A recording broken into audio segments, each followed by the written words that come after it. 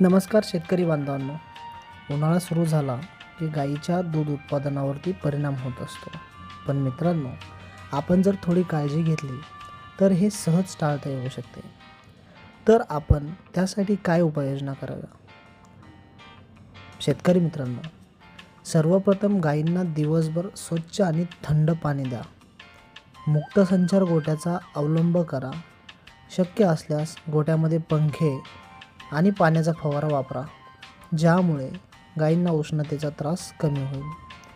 तसेच गायींना हिरवा चारा, मिनरल मिक्सचर आणि संतुलित अमूलसारखे पशुखाद्य दिल्यास गायीचे आरोग्य चांगले राहते आणि दूध उत्पादन टिकून राहते.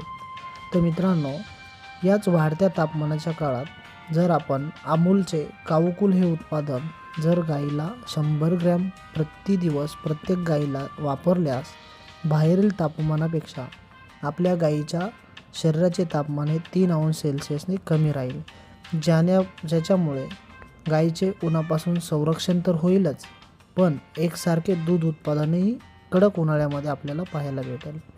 तर मित्रांनो, उन्हाळ्यात गाईची योग्य काळजी घ्या आणि गाईचं दूध उत्पादन एकसारखे टिकवा, जेणेकरून दुधाची वाढती मागणी आणि घटतं उत्पादन, वाढता दर याच्यामध्ये आपला आर्थिक फायदा होईल.